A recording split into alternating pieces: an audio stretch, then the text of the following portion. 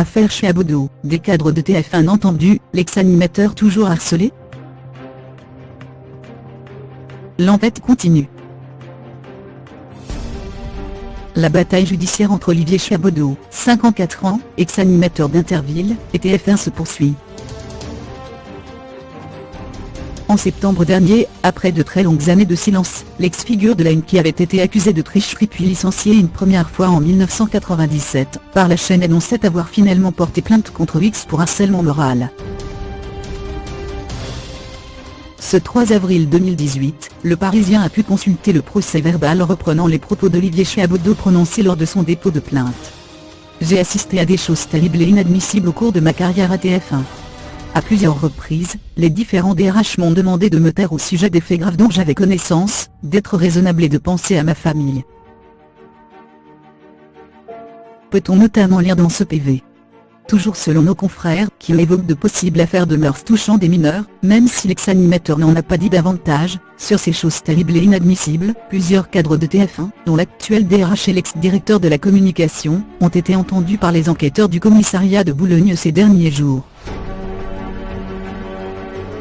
Interrogé par nos confrères du Parisien, Yacine Maharsi, avocat d'Olivier Chiabodo, a indiqué que son client, qui avait demandé une protection policière pour sa famille et lui, était encore aujourd'hui inquiété.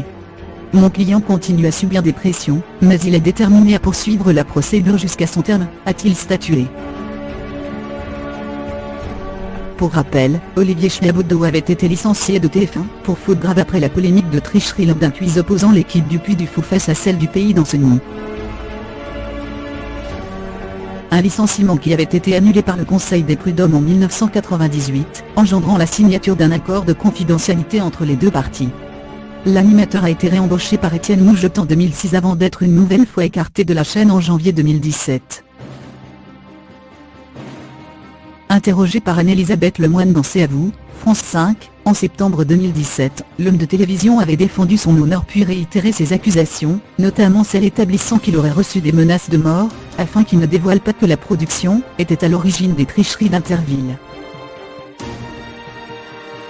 Quand vous avez 30 ans, que votre femme attend votre premier enfant et qu'on vous menace de mort, je peux vous dire que vous ne voulez qu'une chose, que ça cesse. Avait-il lâché avant d'indiquer que des cadres de l'époque, dont Gérard Louvain, lui lançaient par exemple « Les camions, ça roule vite dans Paris » ou « Ah, tu viens en scooter ?» Fais attention quand même.